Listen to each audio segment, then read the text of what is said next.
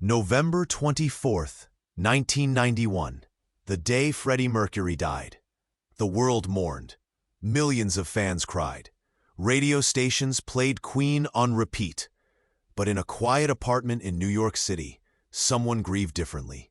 Montserrat Caballé, the greatest operatic soprano of the 20th century.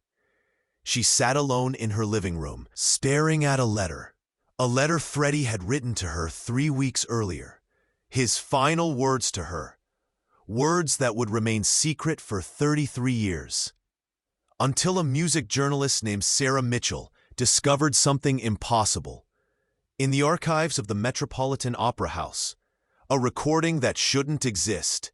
Freddie Mercury singing opera. Pure classical opera. With a technique that defied everything vocal experts thought they knew about him. The recording was dated May 3, 1987, one day before Freddie and Montserrat performed Barcelona together in public for the first time. But this wasn't Barcelona. This was something else entirely. An aria from Puccini's Turandot, Nessun Dorma, the most demanding piece in the tenor repertoire, and Freddie Mercury sang it flawlessly. When Sarah Mitchell played the recording for vocal coaches at Juilliard, they refused to believe it was him. "This is a trained operatic tenor," they insisted. "This cannot be a rock singer." But it was. The question wasn't whether Freddie could sing opera. The question was, why did he hide it? And the answer lies in a secret promise he made to Montserrat Caballé, a promise that would haunt her for the rest of her life. March 1987, Barcelona, Spain. Freddie Mercury was terrified, something he would never admit publicly. But in his hotel room, his hands were shaking. He was about to meet Montserrat Caballé, the woman whose voice had moved him to tears, the woman he'd idolized for years. Mike Moran, Freddie's musical collaborator, was there. "You're Freddie Bloody Mercury," Mike said. "Why are you nervous?" Freddie looked at him seriously. "Because she's real. I'm just entertainment." That sentence revealed everything about how Freddie saw himself. The meeting took place at Montserrat's home, a beautiful villa overlooking the Mediterranean. Freddie arrived with flowers. White roses, her favorite. When Montserrat opened the door, she smiled warmly. Not the smile you give to a rock star, the smile you give to an equal. "Freddie," she said in her thick Catalan accent, "I've been waiting to meet you." They sat in her music room, surrounded by portraits of opera legends. Caruso, Callas, Pavarotti. Freddie felt small among these giants. "Why did you want to meet me?" Freddie asked. I'm not in your world." Montserrat looked at him with those wise, knowing eyes. "Because you have something these people never had," she said, gesturing to the portraits. "What's that?" "Honesty. When you sing, Freddie, you don't perform, you bleed." That moment changed something in Freddie. They talked for 4 hours, about music, about technique, about the fear of losing your voice. Then Montserrat said something unexpected. "Will you sing for me? Just for me?" Freddie hesitated. "What would you like to hear?" "Whatever's in your heart right now." Freddie sat at her piano. He didn't sing a Queen song. He didn't sing rock and roll. He sang Ave Maria, Schubert's sacred piece, in Latin, with a purity that stunned Montserrat. When he finished, she was crying. "Where did you learn to do that?" she asked. "I didn't. I just felt it." Montserrat stood up, walked to her collection of vinyl records, pulled out a rare recording. Franco Corelli singing Nessun Dorma. "Listen to this," she said, placing it on the turntable. They sat in silence as the legendary tenor's voice filled the room. When it ended, Montserrat looked at Freddie. "Could you sing that?" Freddie laughed nervously. "That's impossible. That's for trained opera singers." "Try," she insisted. "Just try." What happened next would become one of the most closely guarded secrets in music history. "Hey, Before we continue with this incredible story, I need to give you an important warning. Many subscribers have reported that YouTube has removed their subscriptions without notice. Just take a quick look at the red button below to make sure you're still subscribed to the channel. I don't want you to miss any of the exclusive content that's coming up. And while you're there, leave that powerful like that helps me a lot with the algorithm. Oh, and tell me in the comments, which city are you watching from? I love getting to know every amazing person who is part of this community. Your participation makes all the difference. Let's interact. Freddie stood at Montserrat's piano, sheet music for Nessun Dorma in front of him, Italian lyrics he'd never studied, a vocal range that shouldn't be possible for him. I can't read this, Freddie admitted. Then don't read it, Montserrat said. Listen to it first, feel it, then sing what you feel. She played the recording again. Freddie closed his eyes, absorbing every note, every breath, every emotion. After one listen, he nodded. Okay, I'll try. Montserrat sat at the piano, played the opening chords, and Freddie began to sing. The first notes were tentative, careful. But as he moved deeper into the piece, something extraordinary happened. His voice opened up.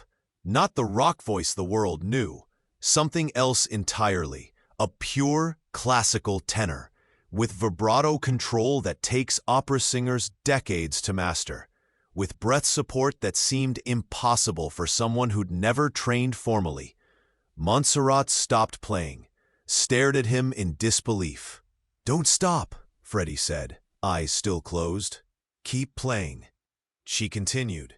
Freddie sang the entire aria, every note perfect, every phrase shaped with operatic precision. When he reached the climactic high B, he held it for 12 seconds, crystal clear, unwavering. Montserrat had heard every great tenor of her generation sing this piece. Pavarotti, Domingo, Carreras. But she'd never heard anything like this. When Freddie finished, he opened his eyes. That was terrible, wasn't it? Montserrat was speechless, literally unable to form words. Finally, she stood up, walked over to him, took his hands in hers. Freddie, she said, her voice shaking, you have the greatest natural voice I have ever heard in my entire career. Do you understand what I'm saying? Freddie looked uncomfortable. You're being kind. I am never kind about music, Montserrat said firmly. I am honest. And I'm telling you, you could be the greatest opera singer in the world, if you wanted to be.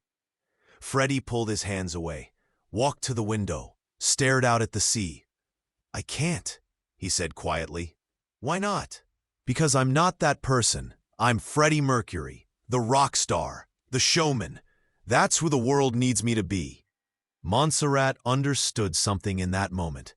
Freddie was trapped by his own success, by expectations, by the persona he'd created. Will you make me a promise? Montserrat asked. What kind of promise? That you'll record this just once for posterity, so the world will know what you could do. Freddie turned to face her. If I do that, will you promise me something? Anything. That it will never be released, not while I'm alive, maybe not ever. Montserrat nodded slowly. Why? Because, Freddie said, if people hear this, they'll expect me to become someone I'm not. They'll want the opera singer. But I can't give them that. I can only give them me. And who are you? Montserrat asked gently. Freddie smiled sadly. I'm still trying to figure that out. They made a pact that day. Freddie would record Nessun Dorma in Montserrat's private studio. Just the two of them. No producers, no record label, no publicity. The recording would be locked away. A secret between friends. But secrets have a way of surfacing, especially after death. May 3rd, 1987, 11 p.m. Montserrat's private recording studio in Barcelona. A small, intimate space, professional equipment, perfect acoustics. Freddie arrived alone. No bodyguards, no assistants. Just him and his fear. I've never done this before, he admitted. Formal opera recording.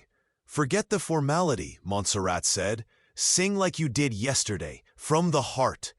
She'd hired one pianist, Alberto Mendez, a 67-year-old maestro who'd accompanied every great opera singer of the era. When Alberto saw Freddie, he was skeptical. "This is the rock singer." "Just listen," Montserrat said.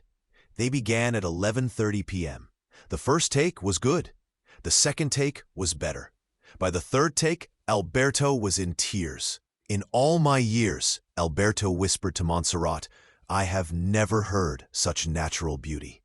They recorded 6 complete versions of Nessun Dorma, each one perfect in its own way. But then Freddie asked for something unexpected. "Can we try something else?" "What do you want to sing?" Montserrat asked. Freddie handed her sheet music, an aria from Verdi's La Traviata, E lucevan le stelle. One of the most emotionally devastating pieces in opera. "This is even harder than what you just sang," Montserrat warned. "I know," Freddie said, "but I need to see if I can do it." The recording that followed would become the most controversial discovery in classical music. Freddie sang with a vulnerability that shattered everyone in that room. His voice broke in all the right places, not from technical failure, but from genuine emotion. He understood the lyrics, a man facing his own death, remembering beauty, accepting the end. When Freddie finished, he was crying. "I'm sorry," he said. "I ruined it." "You didn't ruin anything," Montserrat said softly. "You made it real." The session ended at 2:47 a.m. Montserrat made 2 copies of the recordings. One she kept in her personal vault. One she gave to Freddie. "Remember our promise," Freddie said as he left.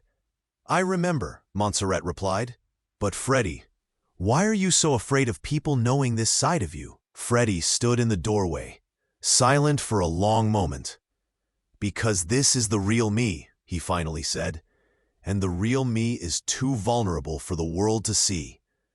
He left, back to being Freddie Mercury, rock star. The recordings locked away, but Alberto Mendez, the pianist, had done something neither of them knew. He'd made a third copy. October 1991. Freddie was dying. AIDS had ravaged his body. He had weeks left, maybe days. From his home in London, he made a phone call to Montserrat in Barcelona. "I need to tell you something," Freddie said, his voice weak. "Anything," Montserrat replied, fighting back tears. "Those recordings we made, I want you to destroy them." "What? Why?" "Because they show too much. They reveal everything I've been hiding." Montserrat was silent. "Please," Freddie begged, "when I'm gone, destroy them. Let people remember the performer, not the frightened man behind the curtain." "Freddie, those recordings are proof of your genius." "They're proof of my fear," he corrected, "and I don't want to be remembered as afraid." Montserrat promised him she would destroy the recordings, but she never did. She couldn't. After Freddie died on November 24th, 1991, Montserrat listened to those recordings every night for a month. She would sit in her music room, close her eyes, and hear his voice. Perfect, pure, unguarded. She wrote him a letter, even though he was gone, even though he'd never read it. In the letter, she wrote, "My dear Freddie, I lied to you.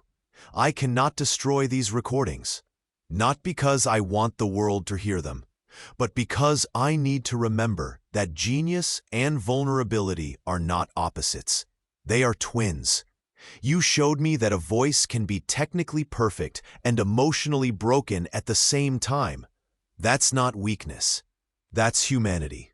I will protect these recordings, not to exploit your memory, but to honor it. Until the world is ready to understand what I understood that night in Barcelona, you were never just a performer. You were a soul singing its truth." She sealed the letter, placed it with the recordings, locked them in her vault, and made a decision. The recordings would be released, but not yet. Not until enough time had passed, not until people could hear them without judgment. She died in 2018, never having released them. But the third copy, Alberto Mendez's copy, had a different journey. September 2024, New York City. Sarah Mitchell was a music journalist researching opera singers who'd collaborated with rock artists. She'd interviewed dozens of classical musicians, read thousands of pages of archives. Then she found something strange. In the Metropolitan Opera House archives, there was a reference to a private session recording donated by Alberto Mendez before his death in 1999. The catalog listing read, "Unidentified tenor, Barcelona, May 1987. Sarah requested to hear it. The archivist brought out a sealed envelope. Inside was a reel-to-reel tape and a handwritten note from Alberto. This is Freddie Mercury singing opera. The world is not ready to hear this. But someday, they will be. When that day comes, let them hear what true greatness sounds like." Sarah's hands trembled as she loaded the tape. The first notes of Nessun Dorma filled the listening room. She expected a curiosity, a rock singer attempting opera. Interesting, but flawed. Instead, she heard perfection. She called her editor at Rolling Stone. "I found something impossible." "What?" "Freddie Mercury, singing opera, like he was born to do it." The editor laughed. "Come on. Freddie was great, but he wasn't an opera singer." "Listen to this," Sarah said, playing the recording over the phone. 5 seconds in, the editor stopped laughing. They needed verification. They contacted vocal experts, sent the recording to Dr. Thomas Chen at the Juilliard School, one of the world's leading authorities on operatic technique. Dr. Chen's analysis took 3 weeks. His conclusion shocked everyone. This recording demonstrates vocal technique consistent with 15 to 20 years of formal operatic training. The breath control, vibrato regulation, and resonance placement are textbook perfect. If I didn't know this was Freddie Mercury, I would assume this was a world-class operatic tenor at the peak of their career. The most remarkable aspect is the emotional authenticity combined with technical precision. This is, without exaggeration, one of the finest recordings of Nessun Dorma I have ever analyzed. Sarah needed to confirm the recording's authenticity. She flew to Barcelona to meet with Montserrat Caballé's daughter, Montserrat Martí. Montserrat Martí knew about the recordings. Her mother had told her, made her promise to protect them. "Why are they surfacing now?" Sarah asked. "Because my mother believed there would come a time when Freddie's vulnerability wouldn't be seen as weakness," Montserrat Martí explained. She believed that someday, people would understand that showing your full self, your fears, your doubts, your hidden talents, is the bravest thing an artist can do. She handed Sarah a sealed letter. The letter Montserrat had written to Freddie after his death.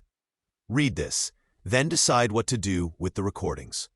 Sarah read the letter, cried, and understood. This wasn't just about music. This was about a man who'd spent his life entertaining millions while hiding his truest self.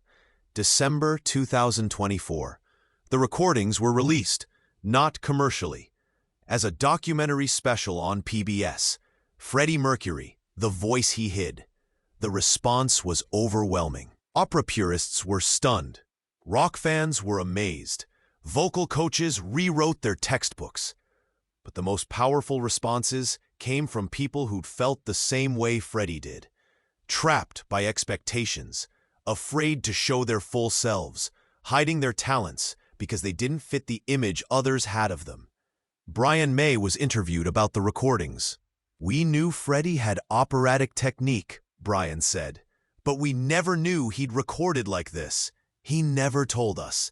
That's the most Freddie thing ever, having this incredible gift and keeping it private because he didn't want it to change how people saw him." Roger Taylor, Queen's drummer, added, "Freddie always said he was just an entertainer, but these recordings prove what Montserrat told him.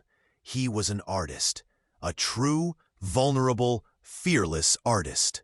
The letter Montserrat wrote to Freddie was displayed at the Rock and Roll Hall of Fame. next to the original reel-to-reel tapes. And something beautiful happened. Music schools around the world started teaching Freddie's recordings alongside Pavarotti and Domingo, not as a curiosity, but as a masterclass in authentic emotional expression. What makes these recordings extraordinary, said Dr. Chen in a lecture at Juilliard, is that Freddie Mercury proved you don't need to choose between technical perfection and emotional honesty. You can have both. You can be vulnerable and excellent. That's his real legacy. The final recording, the one of Ilu se van le stelle, is played every year on November 24th, the anniversary of Freddie's death. At the exact moment he died, 7 p.m. London time, opera houses around the world observe a moment of silence, then play Freddie's recording. A man singing about facing death, a man who knew death was coming for him, a man who chose beauty over fear. Montserrat Caballé was right all along. Freddie Mercury didn't have the greatest voice because of his range, or his power, or his technique. He had the greatest voice because he was willing to crack it open, to let people hear his fear, his pain, his humanity. The opera singer who sent Freddie Mercury had the greatest voice ever wasn't exaggerating. She was witnessing something rare. A voice that could shake stadiums and whisper truths. A voice that could entertain millions and heal one. That could hide nothing because it gave everything. Today, music students ask the same question. Why did Freddie hide this? And the answer is always the same. Because the greatest artists aren't afraid of failing. They're afraid of being seen, really seen, completely seen. And being seen, truly seen, requires more courage than any performance ever could. Freddie Mercury spent his life being seen by millions, but only Montserrat Caballé saw the real him. The frightened, brilliant, vulnerable genius who could sing opera like breathing. And now, 33 years after his death, we all get to see him too. Not the showman, not the legend, but the man with the greatest voice ever. Not because he was perfect, but because he was real. If this story reminded you that your hidden talents aren't weaknesses but gifts, make sure you're subscribed to this channel. Share this with someone who's afraid to show their true self. Tell us in the comments, what talent have you been hiding? Remember, the world doesn't need more perfect performances, it needs more real ones. Thank you for letting me share these untold stories with you.